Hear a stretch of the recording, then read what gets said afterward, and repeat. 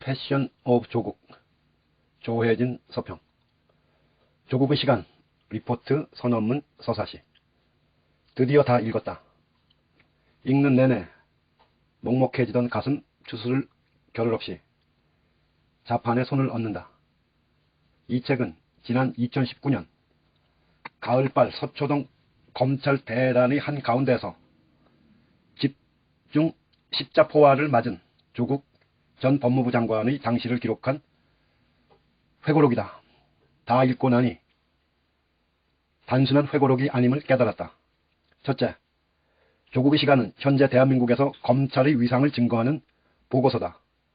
둘째, 그래서 검찰개혁을 위한 싸움이 해방 후 우리 역사에서 갖는 의미를 예리하게 드러내준 선언문이다. 셋째, 한 인간이 어디까지 숭고할 수 있는지 보여주는 서사시다. 검찰 더 제대로 보기 제2장 나를 둘러싼 의혹들, 제3장 통제받지 않은 괴물들에서 보인 검찰을 지금껏 생각해온 검찰에 대한 내 입장을 새로이 할 수 있었다. 지금까지 검찰은 태생적으로 군부 독재의 충견 노릇을 해오며 기소권과 수사권을 무기로 무소불위의 권한을 행사해온 대한민국 적폐의 최후 보루로만 보아왔다. 그도 그럴 것이 1987년 민주항쟁을 통해 대통령 직선제를 쟁취했고 안기부는 폐지되었으며 2017년에는 범국민 촛불항쟁을 통해 대통령을 탄핵시켰다. 정치 권력의 형식적 민주주의는 대부분 완성되었다고 볼 수 있을 것이다. 그러나 구석구석 적폐 세력은 여전하다. 조중동으로 대표되는 친일 언론의 수구 반동 논조와 언론사주의 비리는 사라지지 않았고 검찰과 판사들의 반동적 행태도 한결같았다. 더 끔찍한 건 이것이 정치 권력의 강제로 인한 것이 아니라는 것. 검사 한 사람, 기자 한 사람을 넘어 수구 적폐는 이제 민간에까지 구석구석 퍼져 있다. 형식적 민주주의는 이루었지만 내용적 민주주의를 완성해야 할 시점이라고 하는 이때 형식적 민주주의를 이루기 위한 최후의 보루가 검찰개혁이라고 그렇게만 알고 있었다. 그래서 검경수사권 조정, 공수처 설치 등 형식적 민주주의 완성을 위한 마지막 교두보가 될 것이라고 믿었다. 민족 모순. 조국의 시간을 읽고 검찰개혁이란 앞서 나온 그 이상의 의미를 갖고 있는 것임을 깨달았다. 그것은 형식적이건 내용적이건 8.15 해방 이후 우리 민족의 모순의 근본을 해결하기 위한 궁극의 수술장이라는 것이다. 1. 검찰의 영장 청구권을 헌법에 명시한 세력은 친일 독재 박정희 정권의 김기춘 검사. 이거 하나만 봐도 검찰은 해방 이후 우리 민족이 해결하지 못한 민족 정기 바로잡기와 정치사회 민주화의 과제를 막기 위해 독재 정권의 충견으로 명시해놓은 빼박의 증거라고 본다. 박정희 독재 정권 시절에 이 충견에 물려 숱하게 쓰러져간 수많은 애국 애족 인사들, 시민들, 노동자들, 통일 운동가들. 역사의 반역자, 언론과 검찰. 이 윤석열이 진두지휘한 대통령 인사권에 대한 이 항명에 언론이 호위부대가 되어줬다. 윤석열은 조국이 법무부 장관에 내정된 것을 알았을 때부터 조국을 필사적으로 막으려 했다. 그러나 뜻대로 되지 않자 국회의 인사청문회도 무시하고 압수수색과 부인 정경심 교수 기소를 터뜨렸다. 그 이후의 모든 끔찍한 일은 두말하면 잔소리고 이때 언론이 보여준 행태들, 검찰이야 자신들 검찰을 그 기득권을 지키기 위한 반항이라고 이해할 수 있겠지만 언론은 무슨 유익을 바라고 그렇게 검찰이 혀가 되고 나팔수가 되어준 것일까? 그것은 언론이 민주에 대한 반역자로서의 정체성을 지키기 위한 최후의 천병이라는 것을 분명히 인식하고 있었다는 증거라고 생각한다. 언론은 토외, 토착 왜고, 언론은 토외. 조국의 법무부 장관 지명 후 과거 그가 SNS에 올린 죽창가를 끄집어내어 일제히 비판했던 언론들의 논조는 이러하다. 한마디로 괜히 일본 건드려 국민만 피해보게 생겼는데 그런 국민더러 선동을 하고 있다는 것. 이를 비판한 조국의 반박 하나하나 보고 있으니 진정 이 언론이 왜 토해라는 저자의 규정이 옳다는 걸 알 수 있다. 페이지 93쪽. 저들은 일본의 조선 지배의 불법성부터 인정하지 않고 있음을 드러내고 있다. 96쪽. 2012년과 2018년의 대법원 판결의 의의를 부정하는 것은 대한민국의 정체성과 헌법 정신을 부정하는 것이다. 97쪽. 파시즘 수호하는 언론. 민족 정기를 세우는 것에 거부하는 이 수구 언론은 그래서 잉태된 반민주 권위주의 정권을 지키는 일에도 팔을 걷어붙이고 나섰다. 그 유명한 강기훈 유서대필 사건이다.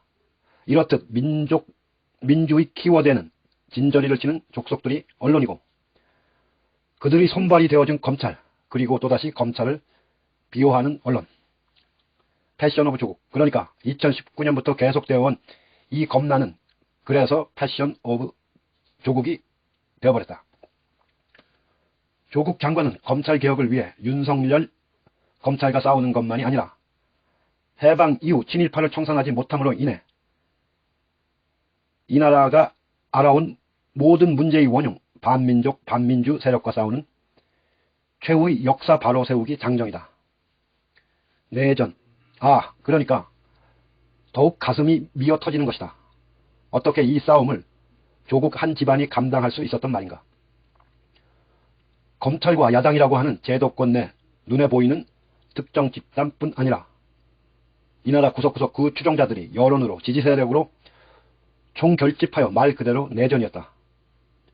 김주대 시인의 살아서 돌아온 사람 275쪽을 읽으며 펑펑 눈물이 쏟아졌다.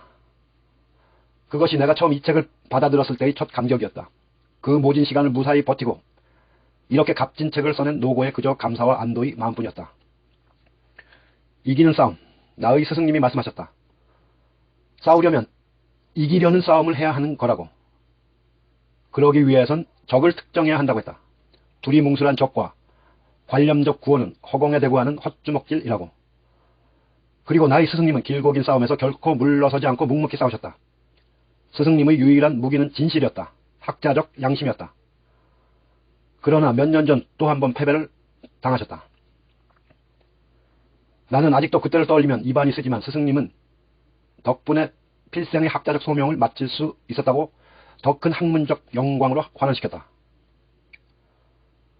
우경화 트라우마. 이 스승님 때문에 조국 장관의 비극이 남일처럼 여겨지지 않았다.